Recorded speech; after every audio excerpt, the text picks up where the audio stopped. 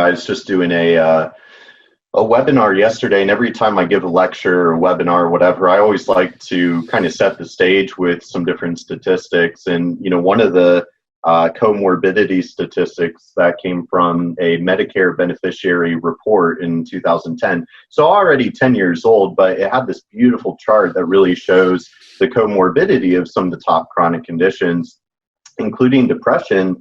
And it really showed that, and these were people that were diagnosed with depression. And of course, so many people are struggling with mental illness that are not ever formally diagnosed. So, but nonetheless, this report showed that only 10%, less than 10% of people diagnosed with depression only had that one condition, whereas 90% of these people had at least one other chronic condition, and about 40% had 5+ other chronic conditions. So, you just look at it scientifically or through systems biology or whatever way you want to look at it.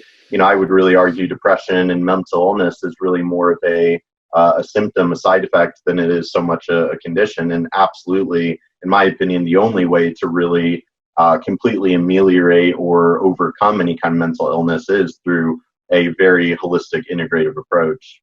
That's interesting. Depression as a side effect. Maybe you could talk a little bit more about that. Yeah, I mean, you just start digging into it, and it's like, I absolutely think there's a time and a place for allopathic medicine. I wouldn't be alive today without conventional medicine. So, I will admit, when I was a little bit younger and I got into the functional space, okay, maybe a little bit rambunctious, fired up, and maybe even a little bit less matured, and kind of this like, well, conventional medicine sucks and it failed me and whatever. And it's like, no, I mean, conventional medicine is brilliant in its own way. But you just look at the fact that the chronic disease pandemic, epidemic, whatever you want to call it, it is completely an environmental and lifestyle driven pandemic. And you start actually studying neurochemistry and psychology, psychiatry.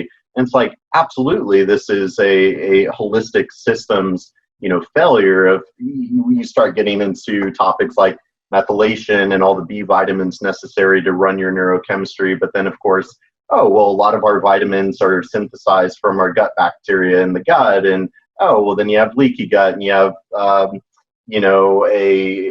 overgrowth of toxigenic mold that nobody ever told you about. So it's just like, before you know it, I think mental health and any kind of mental health symptom or illness, I really look at it as kind of a side effect of either some sort of, underlying self-infection or toxicity, some sort of chronic inflammatory response, nutrient deficiencies, genetics.